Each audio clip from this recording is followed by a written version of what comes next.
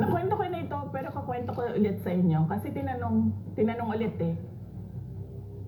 Merong isang governor, ayaw na ayaw niya si BBM. Tapos dinadala ko yung isang parang kaibigan niya ba, kadikit niya. Sabi ko doon sa kaibigan niya, tulungan mo naman ako, ikumbinsihin itong governor na ito na mag-uniteam na. Kasi nagrosa yung governor, Robredo Sara. Tapos ayaw talaga nung governor. Tinanong ko siya, sabi ko, bakit? Sabi niya, ayaw ko na sabihin. Sabi niya, hindi naman na mahalaga yan eh. Sabi niya, basta ayaw ko lang mag-Marcos.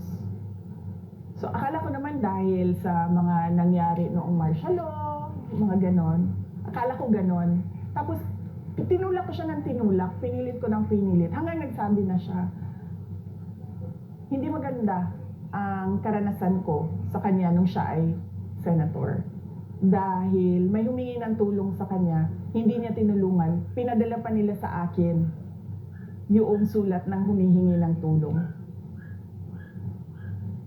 So yun yung sinabi nung governor. Siyempre ako, wala naman ako experience sa kanya eh. So sabi ko siguro isolated incident. Noong kampanya, napapansin ko, di ba nakikita niyo sa footage, magbibigay yung mga tao niyan eh. Sobre request letter, hingi ng tulong, hindi niya yan tinatanggap. Hindi niya yan, di ba, kakamay, dadaan yung convoy, kakamay, gaganayan na niya yan. Tapos merong isang beses, di ko alam, baka siguro ginanon na talaga yung kamay niya at ginanon yung papel. So nahawa, magkatabi kami, nahawakan niya yung papel.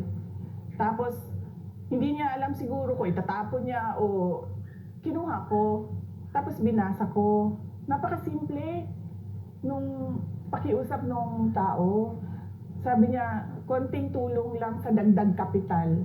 Ako ay isang vendor. Napakaliit na bagay. Hindi niya binasa. Sabi, hindi niya man lang inattempt alamin kung ano yung kailangan ng tao. So sabi ko sa kanya, oh ako na nito. Sabi ko, huwag mo na isipin to, ako na. Tapos sabi niya, oh ikaw na ha, ikaw na bahala dyan. Sabi ko, oh ako na. So yung, meron akong experience na ganyan sa kanya.